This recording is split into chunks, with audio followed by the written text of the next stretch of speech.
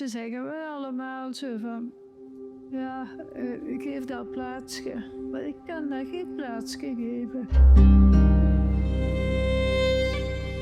Marijke Francis uit Gingelom verdween vermoedelijk in de nacht van 29 op 30 juni 2011. Haar laatste teken van leven, 2 sms'jes. Zus, ik moet er even een paar dagen tussenuit, maar ik red me wel. Maak je maar niet ongerust. Gevolgd door het berichtje met de boodschap dat het voor haar allemaal niet meer moest. Ik en mijn zus hadden iedereen hetzelfde bericht gekregen van maak jullie maar geen zorgen. Ik moet er even tussenuit. Ik verwittig de baas dat ik even niet kom. En dat zijn Marijke haar woorden. Maar van wie kunnen die woorden dan wel zijn? En hoe is Marijke in deze situatie terechtgekomen? Dit is het verhaal van het meisje uit Miele dat 15 jaar geleden verdween.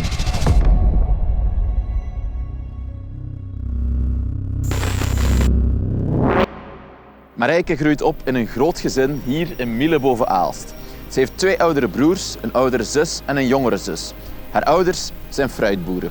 Maar wanneer Marijke slechts 4 jaar oud is, doet zich een drama voor. Haar vader sterft tijdens zijn werk op de fruitplantage aan een hartaanval.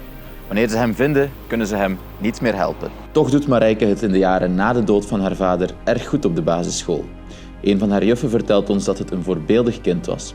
Rustig, braaf en erg slim. Daarbovenop kon Marijke met al haar klasgenootjes goed overweg. Maar in het middelbaar loopt het toch fout. Ze ontmoet de verkeerde vrienden en raakt verslaafd aan drugs. Eerst wiet, maar later ook speed en zelfs heroïne. Ze stapelt de opnames in afkikcentra op. Maar die behandeling loont, want rond haar 20ste slaagt ze erin om af te kicken. Ze komt daarna in een sociaal appartement hierachter alleen wonen en gaat aan de slag bij de Aldi in de buurt. Op dezelfde gang als Marijke woonde een oude bekende, Sophie T. Haar vader werkte bij Marijkes familie op de fruitplantage. De 2 kenden elkaar dus al sinds hun kindertijd. Sophie T. woont er samen met haar vriend Kevin D. De 3 jongeren beginnen veel tijd met elkaar door te brengen. Maar dat loopt niet goed af. Kevin D. is wel nog drugsverslaafd. En hij brengt er volgens Marijkes familie snel een andere drugsverslaafde bij. Didier C.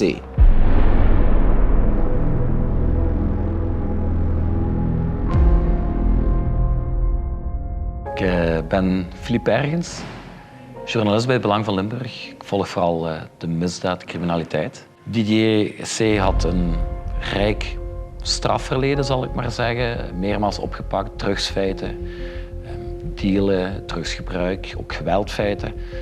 De man liep ook rond met een slang op straat, dus was echt wel een bekend figuur, een berucht figuur.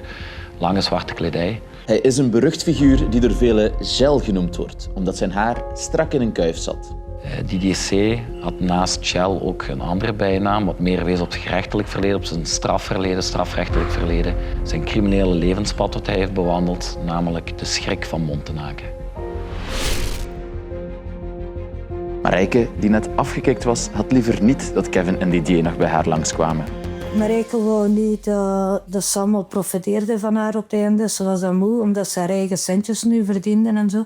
Zij kon daar niet tegen van dat ze daar kwam drugs gebruiken. Ja, zij wou weg, dat die daar niet mee kwamen. Sophie mocht daar komen, maar de ander niet. Als Marijkes moeder haar dochter die dag in de Aldi ziet, vraagt haar dochter haar daarom ook om raad. En ik heb toen tegen haar gezegd, voor vertrokken, laat ze gewoon niet binnen. En zeg gewoon, ik ben hier de baas. Wat daarna gebeurde, kon mama Emerence onmogelijk voorspellen. Haar dochter was na die avond spoorloos. De politie van Sint-Truiden of Gingelom, die zeiden toen van, ja, maar we kennen Marijke van vroeger. Dus dat is niet de eerste keer dat ze weg is. Maar ik wist dat dat niet klopte. En dus ze wilden dat niet op tv direct. En dan Alain Remeu die heeft het nodige gedaan. En de avond zelf nog was het op tv. Ja. Maar de politie had wel degelijk een onderzoek opgestart. En enkele maanden na de verdwijning is er een doorbraak. Wel, ze hebben destijds dus Kevin D. en Didier C. als 2 hoofdverdachten opgepakt. Dus dat was na 5,5 maand na de verdwijning van Marijke, hebben ze beide heren opgepakt. Enerzijds dus de 40er Didier C., van wie, na de getuigenis van Kevin D., werd gezegd dat is de dader, degene die Marijke gedood heeft na een ruzie. En vervolgens heeft Kevin D. geholpen met het lichaam dus te gaan dumpen. Dat is wat Kevin in zijn eerste verhoor aan de politie vertelt. Dat je gezien had hoe DJ bij de helm tegen Marijke naar hoofd slaade. Marijke is dan ineengezakt. En dan heeft Kevin moeten meehelpen het lichaam gaan verbergen.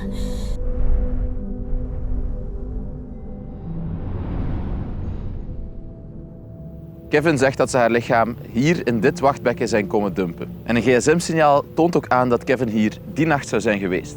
En dus pompen ze al het water hier weg in de zoektocht naar het lichaam van Marijke. Ze zijn op handen en voeten, op handen en knieën zijn ze daar erop gegaan. Niks te vinden. Dan heeft hij zijn verhaal, zijn verklaring bijgesteld. Heeft hij gezegd, ja, ik weet het niet meer goed, maar het was een plek met veel bomen rond. Gevolg is dat speurders daar meerdere zoekacties hebben georganiseerd. Het natuurgebied De Zeven Bronnen in Gingelom hebben ze doorzocht.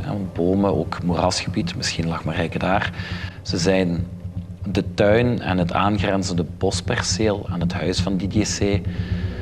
Volledig gaan rooien. Ook dat hebben ze doorzocht. Ook daar geen spoor van Marijke Francis. Het gevolg is dat ze haar niet vonden. Opnieuw Kevin D. met zijn verklaring hebben geconfronteerd. En dan heeft hij uiteindelijk gezegd van... Ik was onder invloed van drugs, we hadden drugsverleden, heroïne, speed. Ik weet het niet meer, ik weet van niks meer. Dus die heeft zijn verklaring ingetrokken. De speurders zaten met een probleem. Het onderzoek, ik zeg niet dat dat voortkabbelt, want dat is niet zo. Maar er zat wel klem. De versie verandert van het was niet het wachtbekken. Ik weet het niet meer. Er waren hoge bomen, een open veld met hoge bomen. Dan daarna was het toch weer dat wachtbekken. En dan... hij herinnert er niks meer van door de drugs. Hij was heel begaaid. Het is dus niet volledig duidelijk of het verhaal van Kevin D. klopt. Maar wel wijzen alle elementen in het dossier naar het huis van Didier C. hier in de Montenakenstraat als plaatsdelict. Bij een huiszoeking stoot het gerechtelijk labo op kleine hoeveelheden bloedspatten die ze op het plafond aantreffen. Daarnaast reconstrueren ze op een van de muren een vermoedelijke bloedspat die met schoonmaakmiddel werd weggeveegd. De hoeveelheden DNA zijn minuscuul en bieden geen uitsluitsel van wie het is. Toch worden naast Kevin en Didier nog 2 verdachten verhoord. Eén daarvan is Sophie T., de toenmalige vriendin van Kevin. Buurmeisje hebben ze 5,5 maand na die eerste arrestaties, hebben ze haar toen ook meegenomen voor verhoor. Zij woonde tenslotte tegenover Marijke.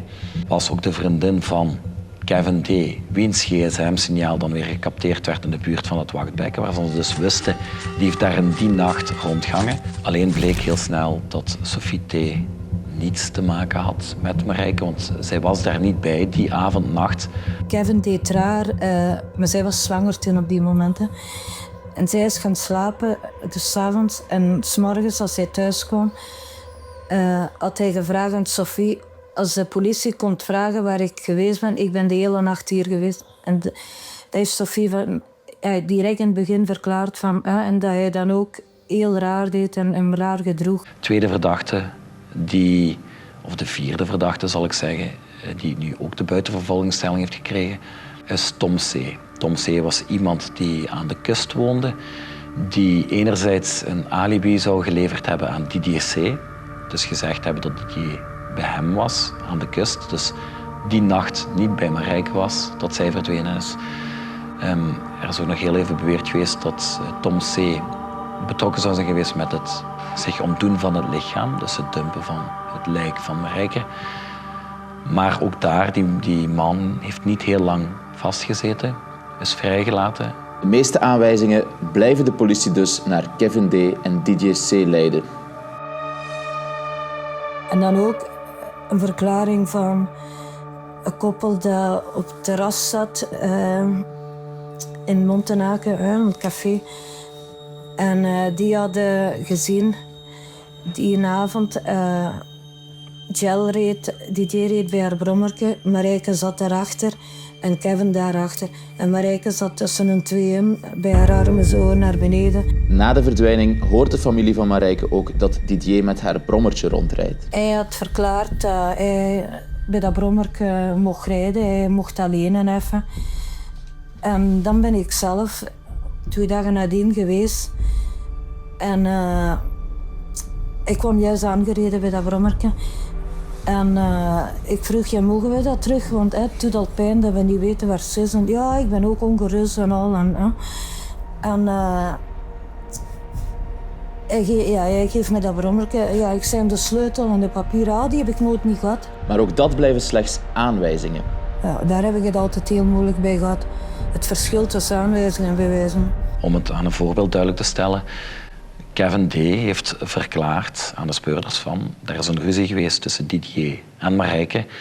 En Didier heeft daar vervolgens met een motorhelm, een helm, geslagen, waardoor zij is gestorven.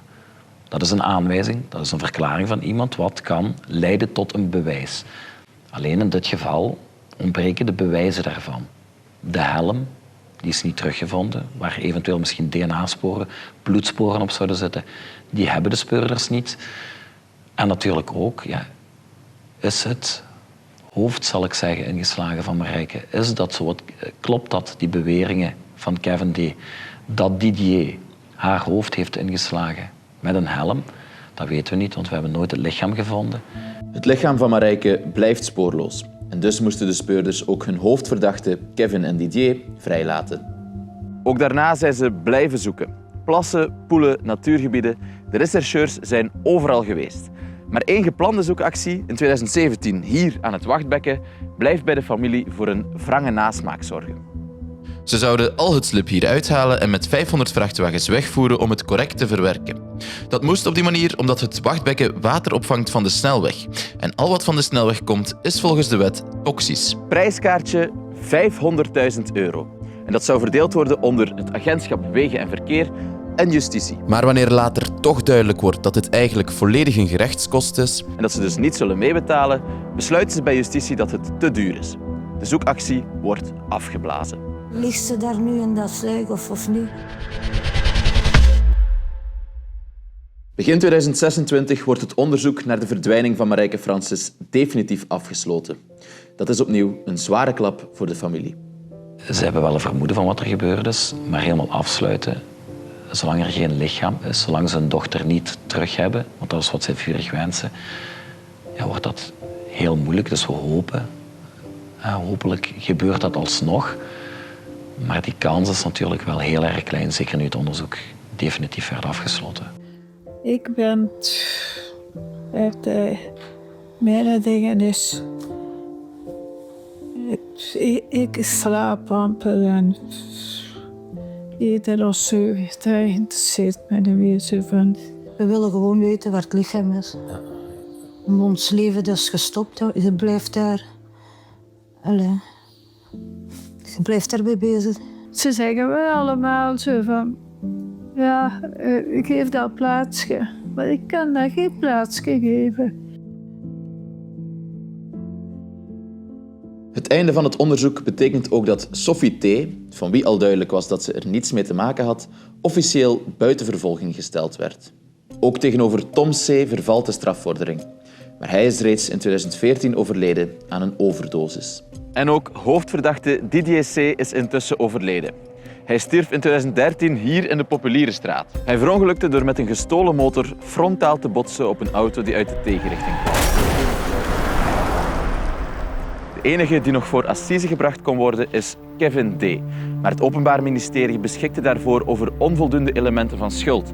En voor lijkverberging is er sprake van verjaring. De hoofdverdachte, die uiteindelijk een onbetrouwbare kroongetuige bleek te zijn, kwam niet opdagen in de raadkamer waar hij definitief buiten vervolging werd gesteld. En zo eindigt 15 jaar onderzoek naar de verdwijning van Marijke Francis. De kans dat haar lichaam ooit nog gevonden wordt alleen maar kleiner.